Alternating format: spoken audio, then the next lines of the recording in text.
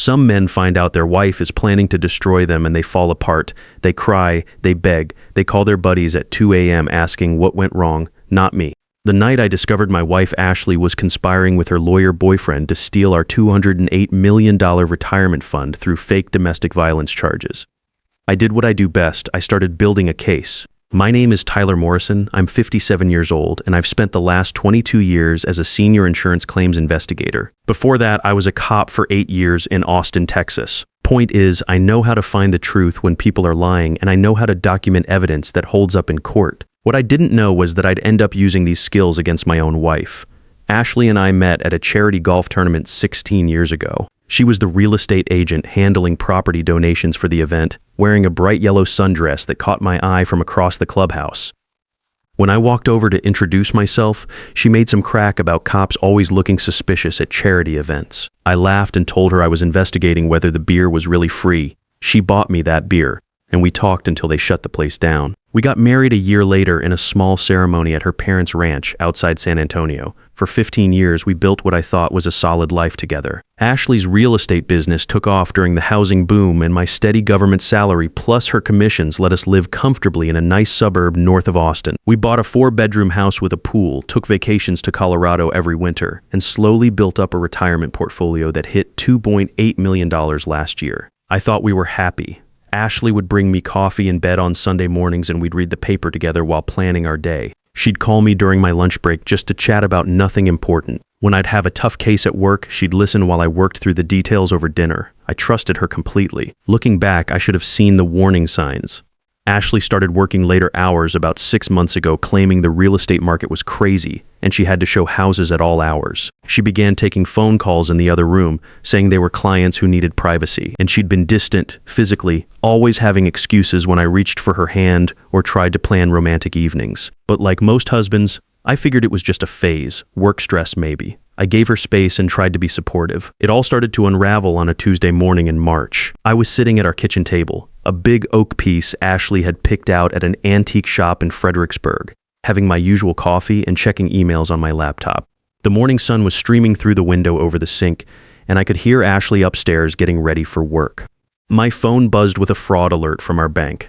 Someone had attempted to transfer $15,000 from our joint savings account to an account I'd never seen before. The transfer was declined because it required both signatures for amounts over $10,000, but the attempt was logged at 2:17 a.m. I felt that familiar tingle you get when something doesn't add up. In my line of work, you develop an instinct for when the numbers don't match the story. I looked up as Ashley came down the stairs, her heels clicking on the hardwood. She was dressed for success in a navy blue suit I'd bought her for Christmas, checking messages on her phone with that little smile she gets when she's texting someone. She'd been doing a lot of late-night texting lately, always explaining it was work-related. "Hey, hon," I said, keeping my voice casual and friendly. "Did you try to move some money last night? I got a fraud alert." She looked up from her phone, and for just a split second, maybe half a heartbeat, I saw something flicker across her face. Fear, maybe, or guilt.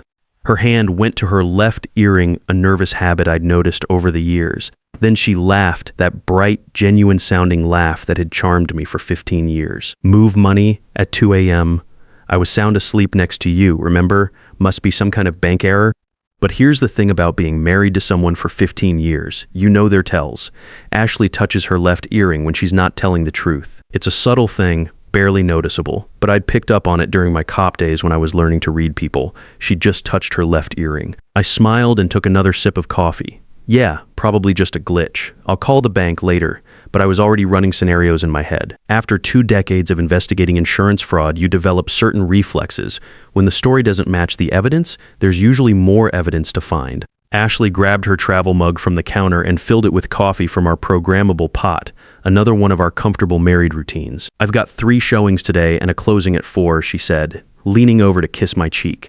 I caught a whiff of her perfume, the same floral scent she'd worn since our wedding day. "Don't wait up if I'm late. You know how these clients can be." After she left, I sat there for a long time, staring at the fraud alert on my phone.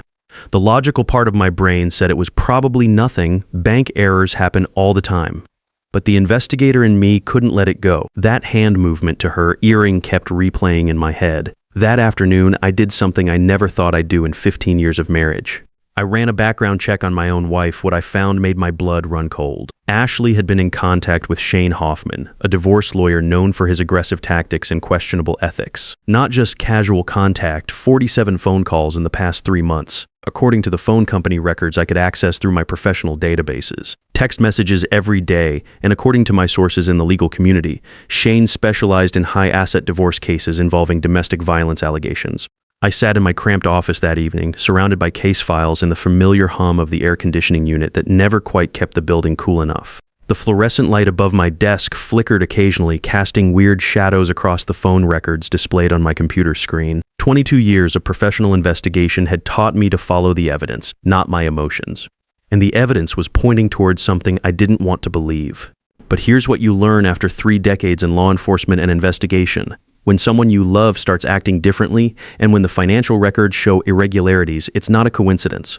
It's a pattern, and patterns tell stories. I started what I call quiet surveillance the next morning. Nothing illegal, nothing invasive, just paying attention the way I do at work. When you're investigating insurance claims, you learn that people leave trails everywhere. Phone records, credit card statements, email patterns, social media activity, it all tells a story if you know how to read it. Ashley had been working late a lot lately, or so she said. She'd been secretive about her phone, taking calls in the garage or stepping outside to the back patio when certain numbers came through. And there were financial irregularities I'd been too trusting to question, small withdrawals here and there.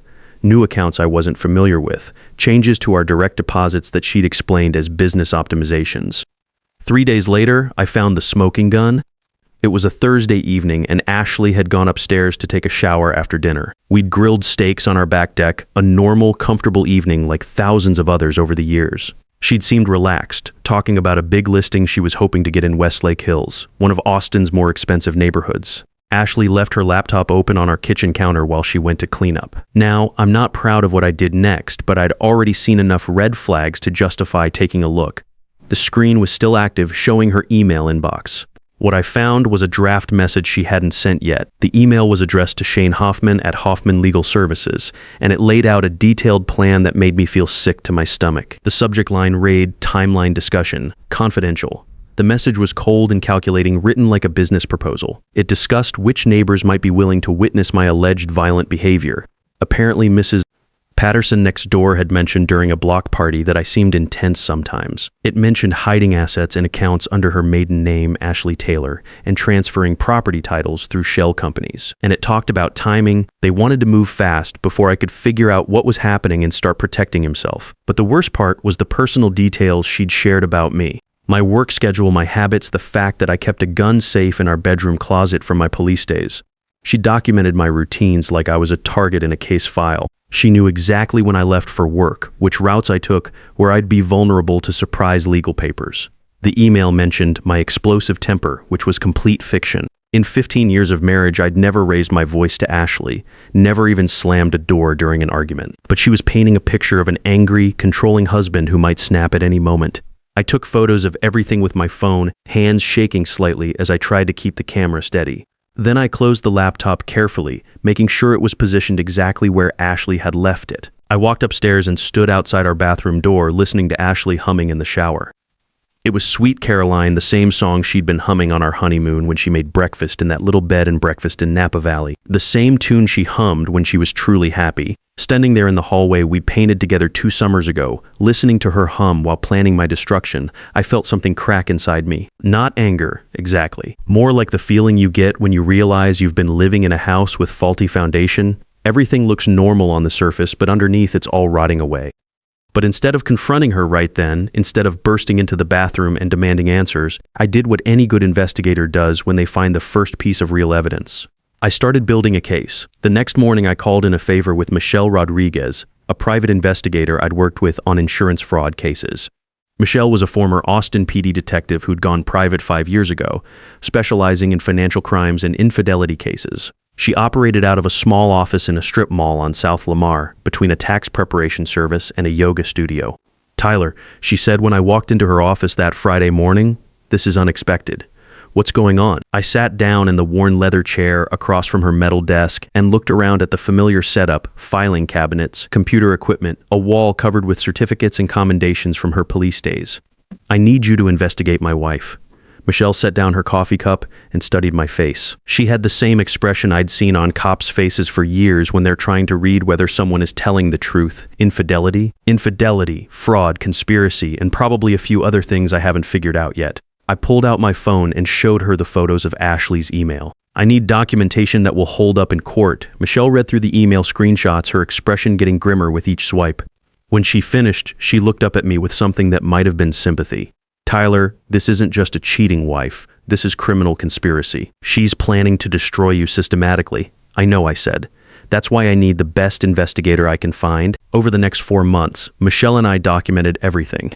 I installed legal monitoring software on our home computer using my own administrative access credentials. I tracked our financial accounts daily through online banking, documenting every transaction and transfer. I started carrying a small digital recorder during all conversations with Ashley, which is perfectly legal in Texas, where we live as long as one party to the conversation consents, and I was consenting to record myself. Michelle's investigation confirmed what I suspected and revealed things I hadn't even imagined. Ashley wasn't just meeting Shane Hoffman for legal consultations, they were having a full-blown affair. Michelle got photos of them together at the Omni Hotel downtown, audio recordings of their conversations in the parking lot behind Tony's restaurant on Barton Springs Road, and documented evidence of Ashley moving money to accounts I didn't know existed. The financial investigation was the most damaging. Ashley had already transferred $100,000 of our joint funds to a shell company called Hill Country Properties LLC, registered under her maiden name of Ashley Taylor. The company existed only on paper, with a P.O. box address in Round Rock that traced back to one of those mail forwarding services. But the real breakthrough came when Michelle managed to record a conversation between Ashley and Shane in the parking lot behind Whole Foods on Lamar Boulevard. They thought they were being careful, meeting in different locations, varying their schedules. But Michelle is good at what she does. She'd been tracking their patterns for weeks and positioned herself perfectly with a long-range directional microphone. The domestic violence angle is foolproof. Shane was saying his voice came through clearly on the recording, a confident, arrogant tone that made my skin crawl. Tyler's a big guy, former cop. The judge will believe he could be intimidating. We filed a restraining order on a Friday afternoon, get an emergency hearing Monday morning, and by Tuesday, you'll have temporary control of everything. What if he fights it? Ashley asked. Her voice sounded different than I'd ever heard it, colder, more calculating. This wasn't the woman who hummed while making coffee in the morning. Shane laughed, and I could hear the smugness in it. Fight it with what? He's an insurance investigator, not a criminal lawyer. By the time he figures out how to respond legally, we'll have liquidated the liquid assets and moved them offshore. He'll be broke and facing criminal charges. And then we can finally be together, Ashley said. No more sneaking around, no more pretending. Exactly. You'll be free and you'll be wealthy. We can take that trip to Costa Rica we've been planning. I listened to that recording 3 times sitting in my truck in the parking lot of a Walmart on 18-3, just staring at Michelle's digital recorder. 15 years of marriage, and my wife was ready to destroy me for a crooked lawyer and access to money we'd built together. The Costa Rica reference hit me especially hard. Ashley and I had talked about taking a trip there for our 16th anniversary next year. I'd been planning to surprise her with tickets. Now I realized she'd been planning the same trip with someone else, using our money to pay for it. But here's what Ashley didn't know about her husband. She'd married a man who spent 8 years as a cop learning how criminals think, and 22 years investigating insurance fraud. I don't just find evidence, I build cases that prosecutors and judges respect. And I was about to build the most important case of my career. I started by consulting with Gary Stevens, a lawyer friend from my police days who specializes in defending law enforcement officers. Gary operates out of a restored house near the University of Texas campus, the kind of place that feels more like someone's home office than a law firm. We'd worked together on several cases over the years where cops had been falsely accused of misconduct. I spread all the evidence across Gary's conference table, financial records, photographs, audio recordings, email printouts, phone logs. It looked like the evidence board from a major criminal investigation. Tyler, Gary said, adjusting his reading glasses as he went through the documents, this isn't just divorce fraud. This is criminal conspiracy, asset theft, perjury preparation, wire fraud, and about 6 other felonies. We need to involve the authorities. Not yet, I said. I want more evidence. I want this case to be so airtight that when we spring it, they won't even think about fighting it. Gary nodded slowly. He understood the mindset. Cops and prosecutors like cases that are slam dunks, with evidence so overwhelming that plea bargains become inevitable. What do you need from me? Help me set a trap. The trap was beautiful in its simplicity. Gary arranged for mediation, a standard procedure that many divorce lawyers suggest before going to court. He contacted Shane Hoffman's office and proposed that we try to work things out amicably before filing any formal paperwork. Gary presented it as Tyler Morrison being willing to discuss a reasonable settlement to avoid the embarrassment and expense of a contested divorce. Shane jumped at the opportunity, probably thinking it would give him a chance to intimidate me into accepting whatever terms they'd already decided on. In his mind, he was dealing with some naive husband who'd been caught off guard and was looking for an easy way out. The mediation was scheduled for a Tuesday morning at Gary's office. Ashley and Shane arrived together, which was interesting since they were supposedly just lawyer and client. They walked up the brick pathway to Gary's office building side by side, Shane's hand briefly touching Ashley's lower back in a gesture that spoke of intimate familiarity. I watched them through the conference room window, feeling strangely calm. After 4 months of investigation, I was finally ready to reveal what I knew. We all sat around Gary's polished oak conference table with Judge Patricia Williams, a retired family court judge who'd been appointed as our mediator. The room had tall windows overlooking the UT campus, and morning sunlight streamed across the table where I'd arranged my evidence folders. Judge Williams had seen every kind of divorce case in her 25 years on the bench, and her reputation for fairness was why Gary had requested her specifically. Shane started with his usual aggressive approach, leaning forward in his expensive suit, like he owned the room. Your Honor, my client Ashley Morrison has been the victim of emotional and physical abuse for years. She's prepared to file criminal charges and seek a restraining order unless we can reach a reasonable settlement that protects her safety and financial security. Ashley sat beside him looking appropriately distressed, dabbing at her eyes with a tissue. She was wearing a conservative gray dress I'd never seen before, probably something Shane had advised her to buy for maximum sympathy effect. Judge Williams looked at me with the neutral expression of someone who'd heard it all before. Mr. Morrison, how do you respond to these allegations? I smiled calmly and opened my briefcase. Your Honor, I believe there's been some fundamental misunderstanding about who the victim is here. I pulled out a thick folder and set it on the table. I'd like to present some evidence that might clarify the situation. The look on Shane's face was priceless. Confusion mixed with the first hint of worry. Ashley's hand froze halfway to her tissue box. I started with the financial documents, laying them out methodically like I was presenting a case to a jury. Over the past 4 months, my wife has stolen $180,000 from our joint accounts and moved it to hidden accounts under her maiden name. I placed bank statements and wire transfer records in front of Judge Williams. This is the complete paper trail, including the shell company she created to hide the money. Then I pulled out Michelle's photographs. These document a systematic affair between my wife and her attorney, Mr. Hoffman, including meetings at hotels and restaurants throughout Austin over the past 6 months. Shane started to object, but I held up my hand. I'm not finished. I reached for the digital recorder and set it on the table. This recording was made in a public place, completely legal under Texas law. I think it speaks for itself. I pressed play and Shane's voice filled the conference room. The domestic violence angle is foolproof. Tyler's a big guy, former cop. The judge will believe he could be intimidating. Ashley's response followed. What if he fights it? Shane's laughter echoed off the wood-paneled walls. Fight it with what? He's an insurance investigator, not a criminal lawyer. By the time he figures out how to respond, we'll have liquidated the assets and moved them offshore. I let the recording play for another minute, including the parts where they discuss their planned trip to Costa Rica and Ashley's detailed knowledge of my daily routines. When I finally turned it off, the silence in the room was deafening. Judge Williams looked at both of them with the kind of disgust you reserve for people who waste your time with lies. Mr. Hoffman, I'm recommending that the State Bar investigate your conduct in this matter. This appears to be criminal conspiracy, not to mention a clear violation of attorney-client boundaries. Shane tried to stammer out a response about the recording being taken out of context, but Judge Williams cut him off with a wave of her hand. And Mrs. Morrison, you should know that your husband has every right to file criminal charges for theft, fraud, and conspiracy. If I were you, I'd be looking for a criminal defense attorney instead of planning trips to Costa Rica.